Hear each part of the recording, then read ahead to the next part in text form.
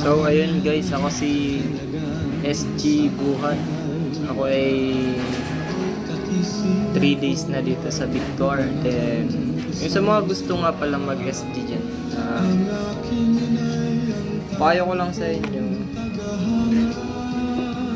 talagang tiyaga talaga ang kailangan. Ako kasi pailang bayan kasi ang aking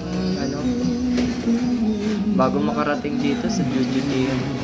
Then tatlong araw pa lang naman ako, kaso nga lang palipat-lipat ako. Tapos yung mga nadudutihan ko, hindi siya stay-in. Kumbaga parang nangyayari yung walang duty, doon ako nag-duty. So ayun, ako nga pala ngayon nasa Kota dito sa Santa Ana sa ayun nga, basta yun. Hindi ko rin kasi kabisado yung lugar na to eh. Yung sa ko naman, sa experience ko, madali naman. Siyempre, hindi ko naman din sinabi na madali mag-security kasi sa atin nakasalalay yung yung isang company na pinagbigay sa atin na tungkulin yung kailangan natin gawin at kailangan natin bantayan ng mabuti. Hindi naman tayo pwedeng umalis basta-basta hanggang walang kapalit. Kaya talagang tiyaga lang. Kailangan talaga pagka yung magsisecurity ka, handa ka sa lahat ng bagay. Kumbaga hindi tulad ng ibang trabaho na kapag ka yung oras ng uwian, basta uuwi ka na, pwede ka nang umuwi basta nakapag-log out ka. Dito sa atin naman, si SG, di ka pwedeng umuwi kahit halimbawa nag-start ka ng 0700 hours, then ang labas mo ay halimbawa 12 hours ka sana, tapos di dumating yung kapalitan mo, mapipilitan ka straight ka. Kaya sa buong ko pa naman, hindi pa naman ako nakakapag-straight kasi 3 araw pa lang ako. Then malayo din yung bahay ko kasi sabi ko nga dun sa inspector ko, sir, baka may ilipat ako kahit dyan lang sa bayan ng Lucena. Sa Riaya kasi ako eh. Kung alam niyo yung sa Riaya, dun lang sa Mitalaan. Tapos dito ako naka-duty ngayon sa Kota, sa Lucena. Basta may ipayo ko lang sa inyo bilang baguhan din sa SG, then may karanasan din. Tiyaga talaga. Halimbawa, sabi sa inyo wala kayong pasok kinabukasan, then biglang may tawag na sabihin, SG Buhat, punta ka sa office, may duty ka. Sibat talaga. Makakasibat ka talaga. Pasok talaga. Kaya kung wala talagang tiyaga, then parang kala nyo basta-basta lang yung pag-SG. Hindi po biro maging isang security guard. Kasi palagi po tayo dapat ready tayo sa kung ano mangyari sa atin. Tulad ko, ang aking sakripisyo ngayon ay yung kung saan ako nakatira. Malayo kasi ako. Pambayan to eh. Sa amin, liblib. Tapos dayo lang ako dito sa Lucena. Umuwi ako dun sa amin sa Sariaya para habang wala pa akong budget, wala pang nauupahan, dito muna ako. Titiisin ko muna. Talagang ang hirap. Nakabike lang kasi ako. Bike ko Pixie. Then pagpapasok sa umaga, Pixie. Dati kala ko sarap mag-rides, no? Nung nagkaroon ka na ng trabaho, duty, tapos naka-bike, talagang hanap mo motor. Talaga motor. Kasi hindi naman natin basta-basta masasabi na kung saan ka i-duty, dun ka lang. Tulad ko, nag-duty ako sa Mayaw. Tapos duty ko nung una sa park ng Lucena. Tapos may kainan dun, bantay ako dun. Tapos ngayon, patatlong duty, dito naman ako sa kota. Eh, okay naman. Wala lang kasama, solo. Dito, wala din tao, kaya medyo nakakapahinga, nakakaupo-upo. Doon kasi sa pinag-anuhan ko, sa isa, yung rice mill, talagang wala ka talagang pag-asa doon na umupo. Maghihintay ka ng lunch time mo, break time. Kailangan bilis ka kumain, then konting pahinga lang, balik na sa post mo para ma-secured mo yung lugar na iyong pinag-aanuhan.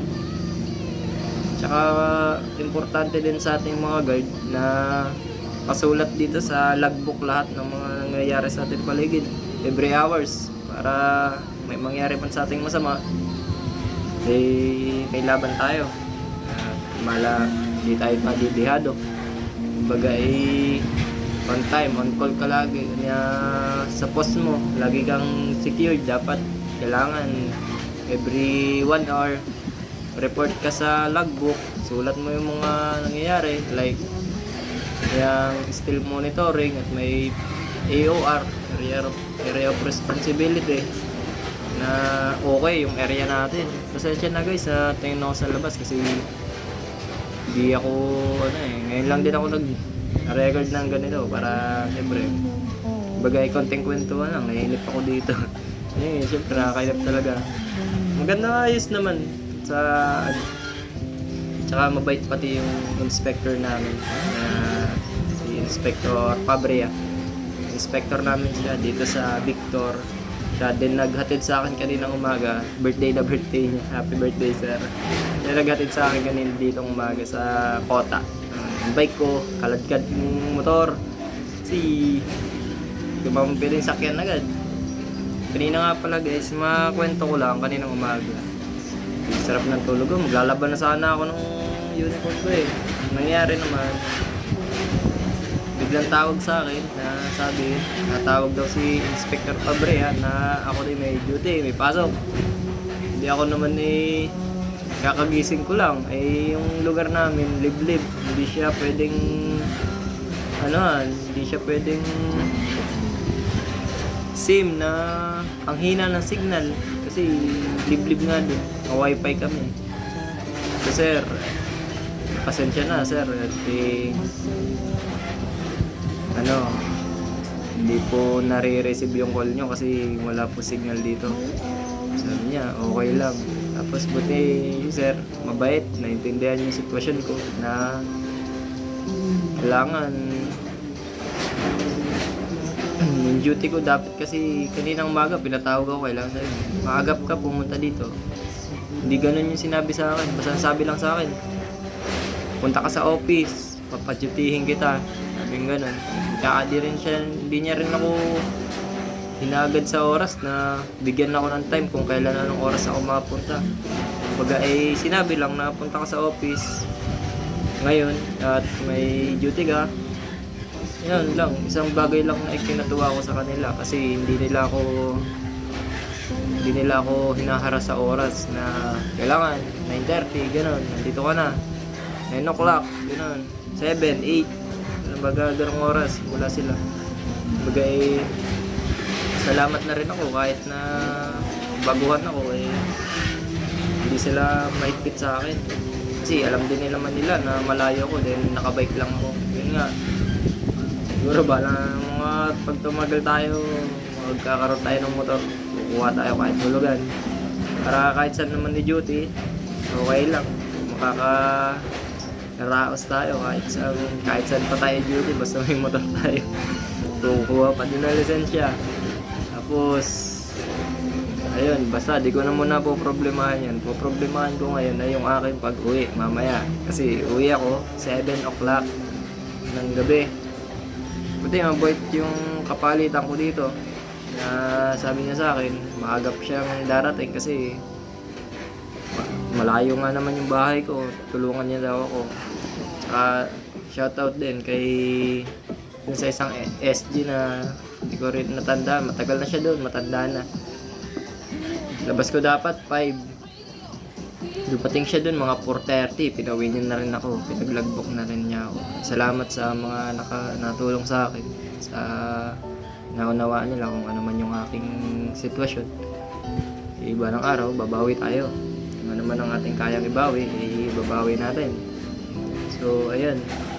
Konting kwentuhan lang. Di, sa susunod, tanong na lang kayo kung anong gusto nyo malaman. Bilang isang guard, ay baka masasagot natin habang tayo ay on duty na yung ating mga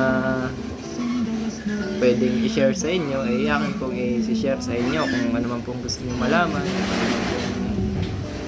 ano about sa SG, then paano mag-SG, paano tayo, anong gagawin, anong mga kailangan, yun. Alam ko maraming video na ganito na about sa SG din. Sana naman mapansin nyo na kahit konti. Kumbaga konting tulong nyo na rin sa akin guys para naman hindi ba hagad yung time na kasi tumatakbo yung oras. Hindi naman tayo sa pabata. Kailangan din natin ng konting income na para makarao sa buhay. Hindi naman tayo pwede na palaging ganito na lang na kung ano yung nasa atin na sitwasyon habang buhay na ganun. Hindi dapat ganun ang ating isip. Talagang kailangan natin galingan natin sa trabaho, magtiyaga, lumiskarte. Kasi balang araw naman aangat din tayo. Hindi lang tayo basta SG. Tandaan nyo yan, mga security guard dito. Dati, akala ko, iba kasi mag-SG halos sa katanda na o kaya tinatabad na siguro sa pag-SG. Kung ano na lang masuot nila. Gawa tulad nung iba na dapat proper uniform tayo tuwing naka-duty. Yung iba kasi ginagawa, inuhubad uniform, sinasampay na lang kung saan saan.